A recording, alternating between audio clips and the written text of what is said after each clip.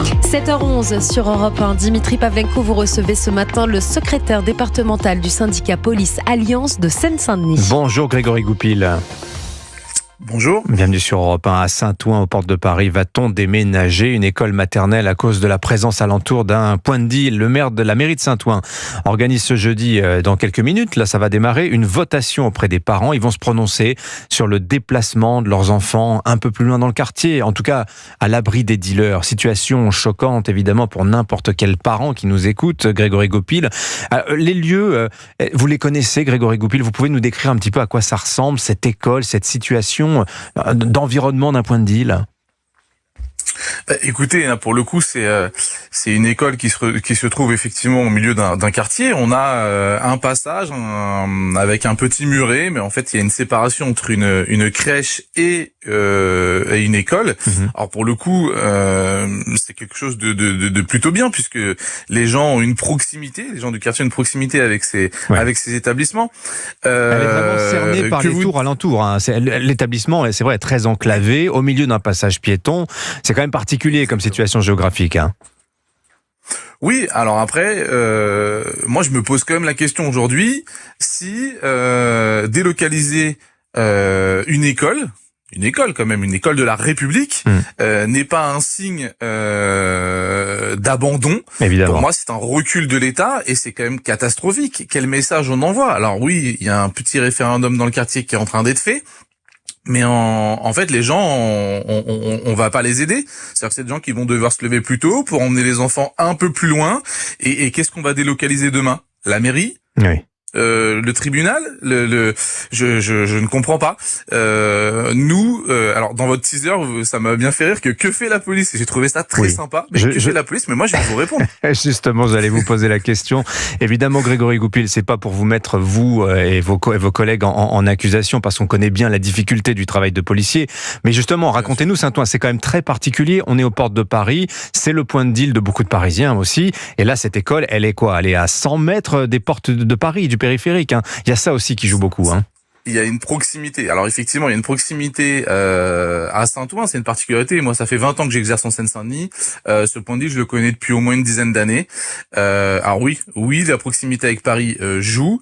Que vous dire, nous, on est là quotidiennement.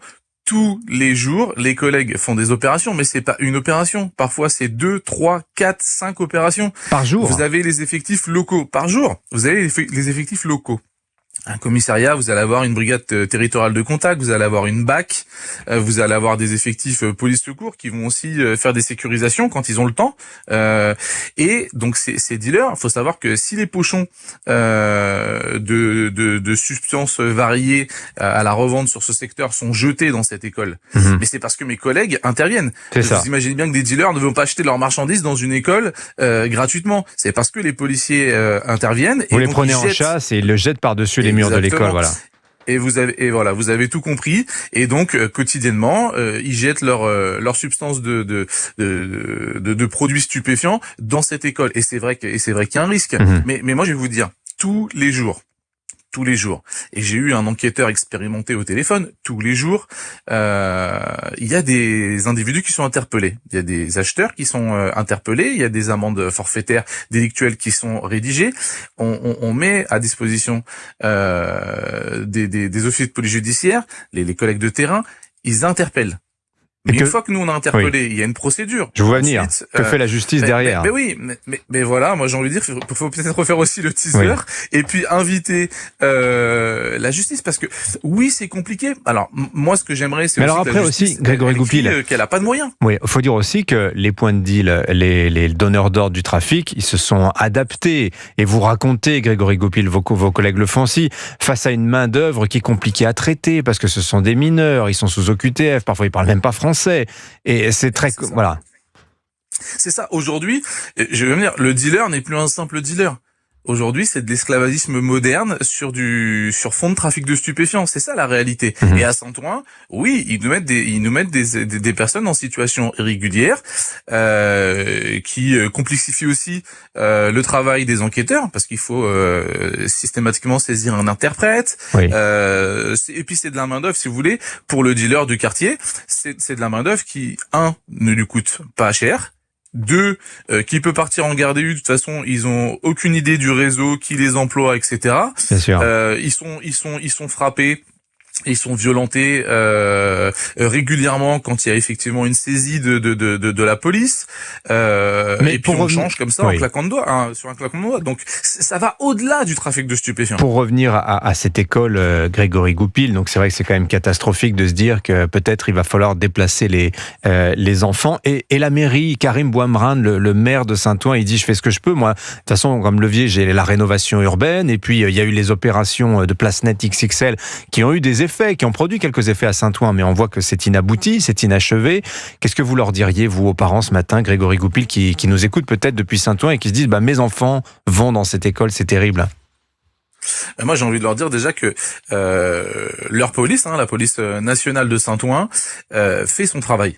Voilà, je pense que, en tout cas pour notre part, on pense que c'est un recul de l'État, mais on est là pour eux, on est quotidiennement là de manière, je vous l'ai dit, vraiment incisif. Les collègues sont présents, il y a des opérations, il y a des enquêtes qui sont faites. On est là, on est à côté de tous ces parents. Moi, mon sentiment, je ne voudrais pas que cette école déménage. Moi, ce que je veux, c'est que le trafic de stupes arrête.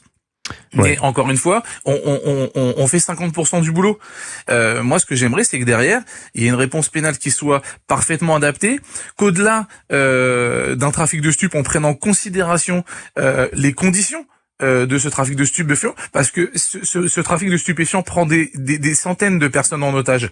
Aujourd'hui, on voit même c'est des enfants, c'est du personnel de l'éducation nationale. Et ça, sur une condamnation, je pense que ça doit être pris en compte. Alors j'imagine que demain, la justice sera beaucoup plus ferme peut-être sur le trafic de stupéfiants sur ce secteur Arago, parce que ils auront connaissance de tout ce qui s'y passe. Mais je pense que c'est hyper important aujourd'hui qu'on travaille main dans la main, qu'il y ait une continuité entre l'intervention de la police nationale et ensuite la condamnation, pour qu'on envoie un message. Et c'est pas la police, la justice. C'est trop facile de dire à chaque fois on se renvoie la balle. Non, c'est simplement une réponse que l'État renvoie. Merci. Et c'est ça que les riverains ont besoin. Merci Grégory Goupil, secrétaire départemental de Seine-Saint-Denis, donc du syndicat Police Alliance. Et nous serons en direct de cette école de Saint-Ouen tout à l'heure dans le journal de 8h.